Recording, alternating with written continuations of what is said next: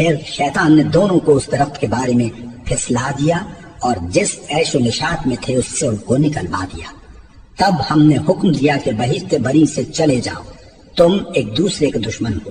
اور تمہارے لیے زمین میں ایک وقت تک ٹھکانہ اور معاش مقرر کر دیا گیا ہے۔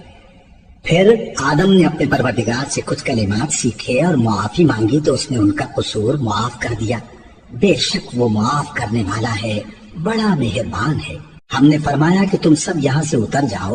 جب تمہارے پاس میری طرف سے ہدایت پہنچے تو اس کی پیروی کرنا، کہ جنہوں نے میری ہدایت کی پیروی کی ان کو نہ کچھ خوف ہوگا اور نہ وہ غمناک ہوں گے،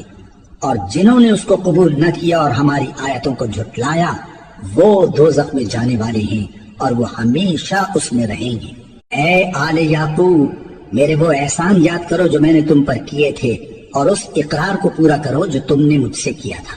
میں اس اقرار کو پورا کروں گا جو میں نے تم سے کیا تھا، اور مجھی سے ڈرتے رہو۔ اور جو کتاب میں نے اپنے رسول محمد صلی اللہ علیہ وآلہ وسلم پر نازل کی ہے، جو تمہاری کتاب یعنی تورات کو سچا کہتی ہے، اس پر ایمان لاؤ اور اس سے منکر اول نہ بنو، اور میری آیتوں میں تحریف کر کے ان کے بدلے تھوڑی سی قیمت یعنی دنیاوی منفعت نہ حاصل کرو، اور مجھی سے خوف رکھو، اور حق کو باطل کے ساتھ نہ ملاؤ، اور سچی بات کو جان بوجھ کر نہ چھپاؤ،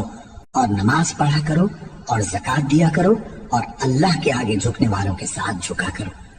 یہ کیا عقل کی بات ہے کہ تم لوگوں کو نیکی کرنے کو کہتے ہو اور اپنے تئیں فراموش کیے دیتے ہو، حالانکہ تم اللہ کی کتاب بھی پڑھتے ہو؟ کیا تم سمجھتے نہیں؟ اور رنج و تکلیف میں صبر اور نماز سے مدد لیا کرو،